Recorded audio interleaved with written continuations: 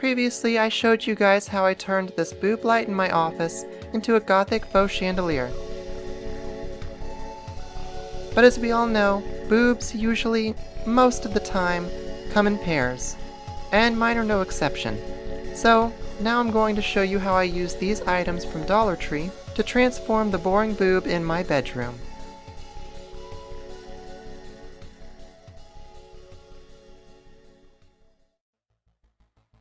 First, we're going to take these plastic cutting mats and mark roughly how we need to cut them for them to fit in the frames of these Halloween garden fences. It doesn't have to be perfect now, we'll be cutting them down more later.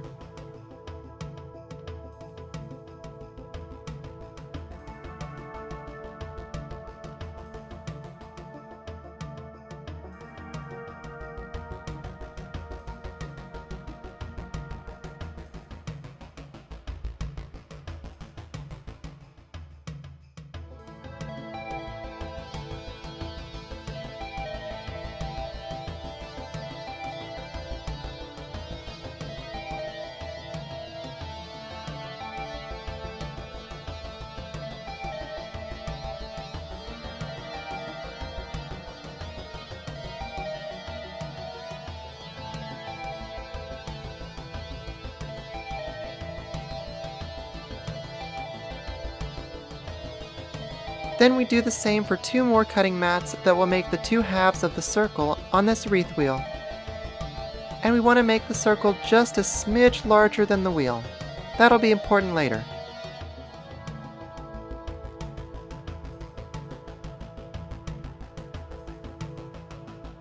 Next, we need to poke a hole in a small but sturdy disc. I used part of a small mason jar lid for this. If you have a drill, you can use that, but I felt a knife would suffice here.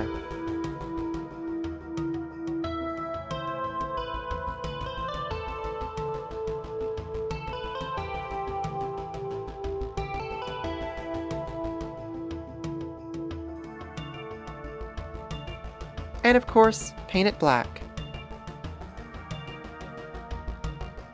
Once it's dried, we can use it to mark a small circle in the middle of our plastic circle. We want to mark the inner circle to be just a bit smaller than the disc so there's some overlap. And finally, we cut it out.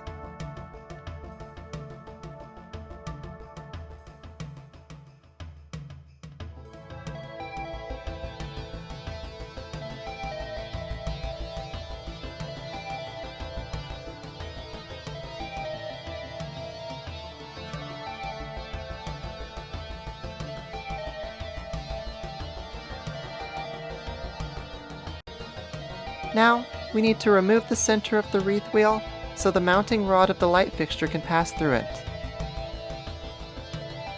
If you've got some strong wire cutters, you could probably use those, but for some reason I don't, and I wasn't about to drive to the store to get any, so I'm using my Dremel. Maybe one day I'll remember to get wire cutters while I'm out shopping, but today's not that day.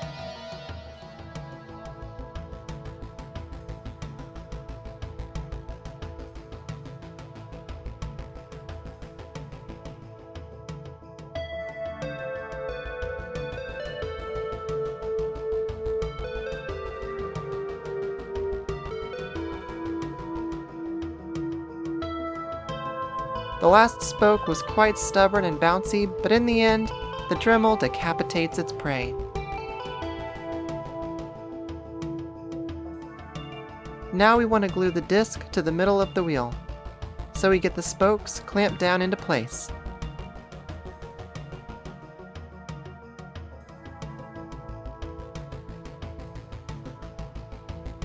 And pour a generous amount of E6000 glue onto the ends of the spokes.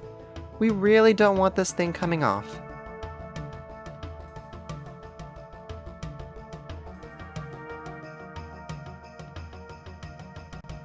After several hours, I decided I wanted to give the wheel a spiderweb-like design, so I used this floral wire to spin my web.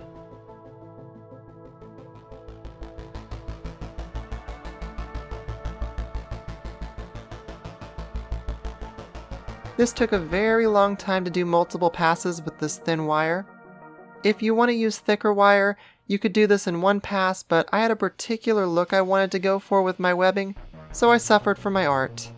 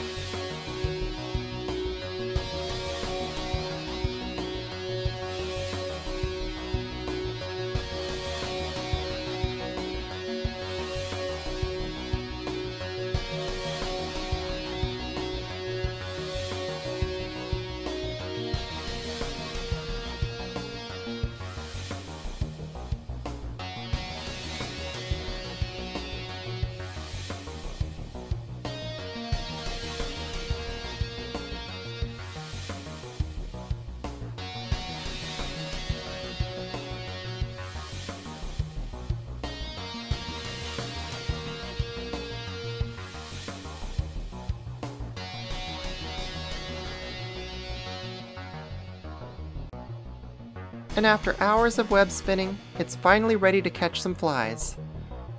I wish I was joking, but we all know how light shades can tend to accumulate dead flies over time.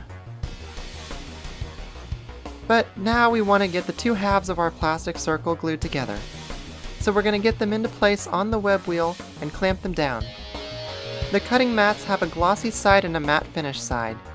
We want to make sure the matte finish is facing down, so it'll be the side you see on the outside of the light. Remember earlier when I said it would be important that the plastic circle was slightly bigger than the wheel? This is why. We want to push them in towards each other a little, so there's a tiny bit of overlap that we can glue together with a thin line of E6000.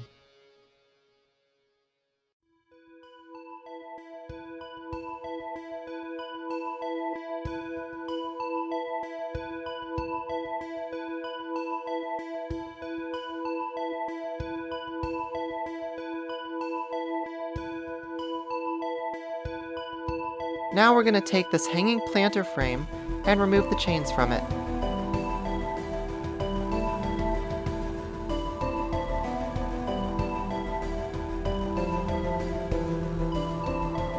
And we're going to use zip ties to attach a wreath ring to the loops that those chains were hooked onto.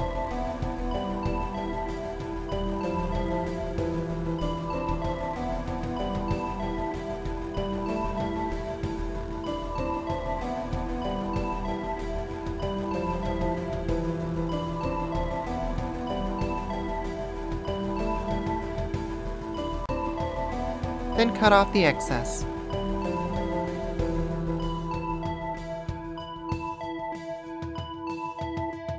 Then we're going to take a mixture of food coloring and Mod Podge and use it to paint the glossy side of our plastic cutouts. Not the matte side, the glossy side. Now at first the Mod Podge won't want to stick evenly to the plastic and sections of blobs will sort of pull away. Just keep going back and forth over those sections, and as the Mod Podge starts to get more tacky and less liquid, it'll start to hold more evenly.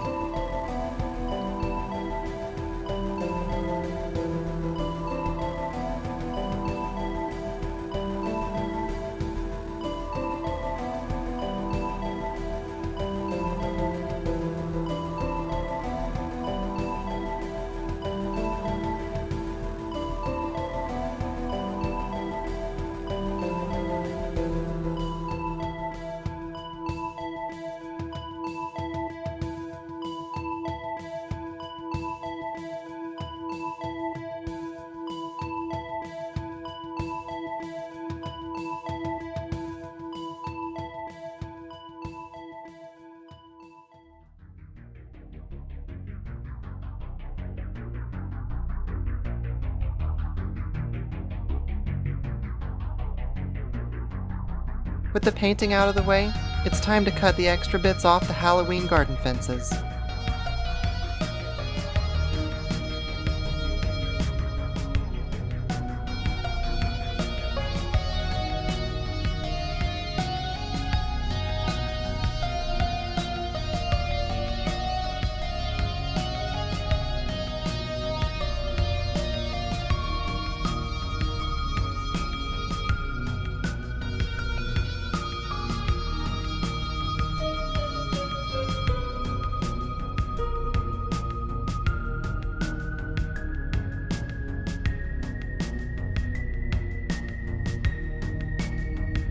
We're also going to want to bend them a bit to make them nice and flexible.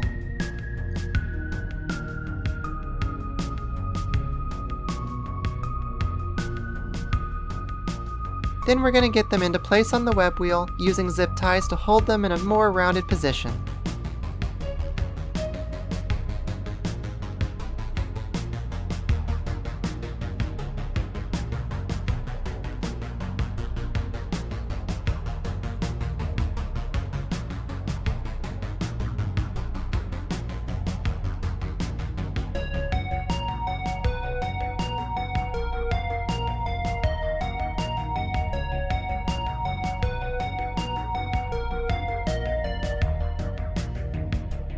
Then we want to punch some holes in the bottom of the fence where we'll feed more zip ties through.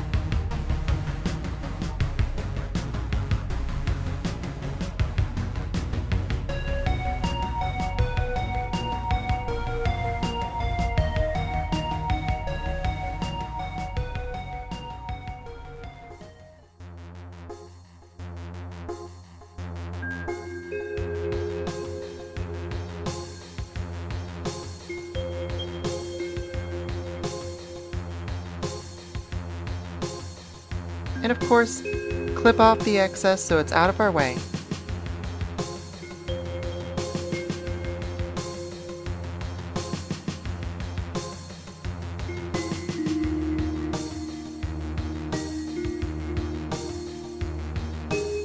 With the zip ties fed through the holes, we can cut off the initial ties we used to hold the fences in place.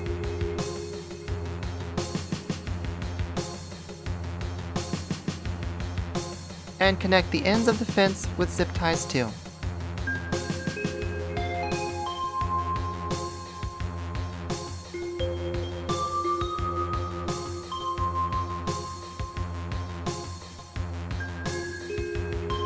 Then we need to jimmy the plastic circle down through the circle of fences and onto the web wheel.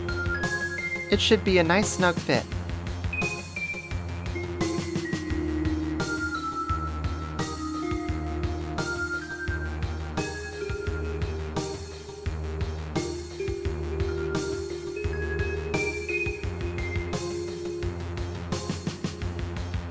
Now we want to punch more holes in the top of the fences the same as we did on the bottom. I will say it's much easier without the web wheel in the way, so if you do this, maybe punch the bottom holes before doing the initial zip ties.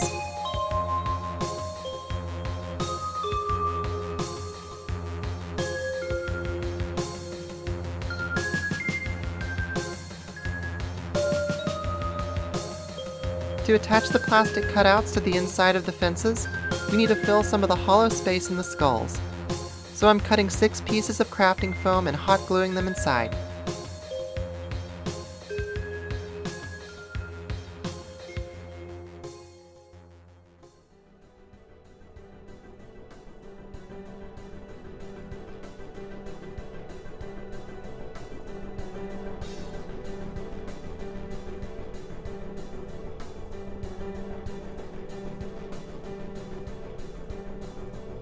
Once that's done, we just want to trim down the cutouts so they don't stick out too far or get in the way when we zip tie the top.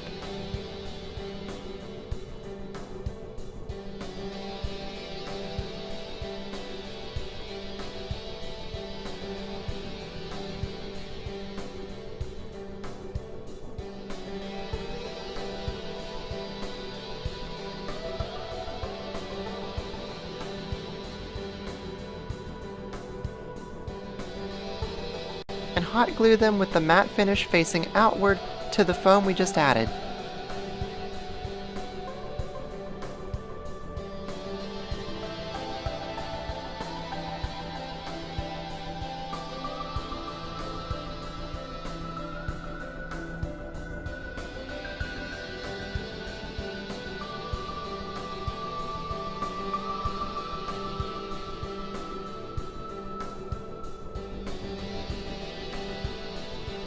Now we add in the rest of the frame and zip tie it all together.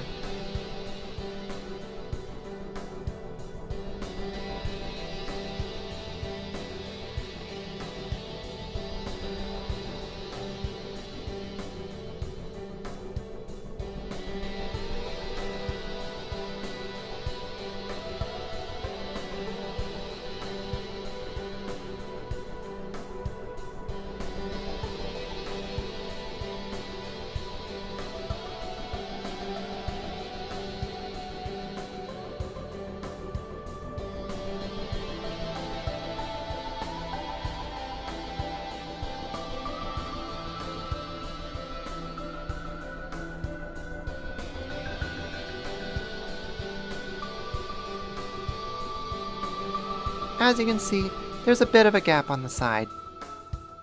So we're going to take some black foam and cut it slightly bigger than the gap.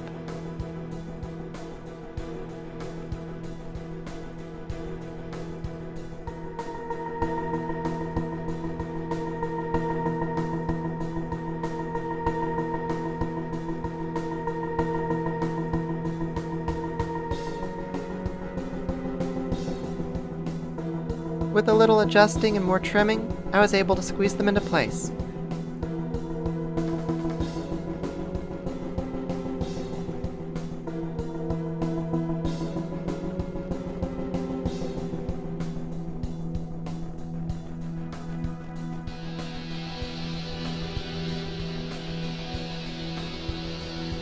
Not the most elegant fix, but it works. Then we cut off the excess zip tie material for the final time. Now we need to get the hardware from the Booblight. Remember to always give your Booblight plenty of support with your hand while twisting the nipple. And just like in the last Booblight video, give that nipple and areola a good coat of black spray paint.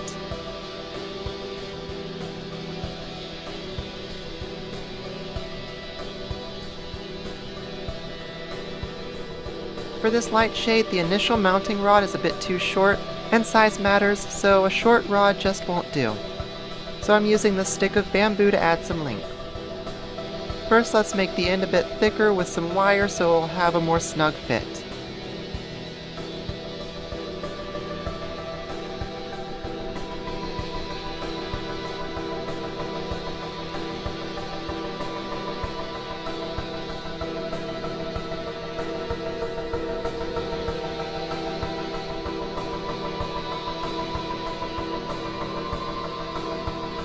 Then we'll add a bit of hot glue to keep it in place.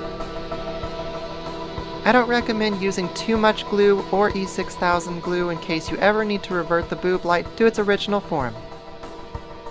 Then we just fit them together nice and snug and help it stay with a little bit more hot glue. But not too much or the rod won't screw correctly. If this light shade was heavy, I wouldn't trust the bamboo to hold it, but it's made of plastic, foam, and wires, so I'm not worried.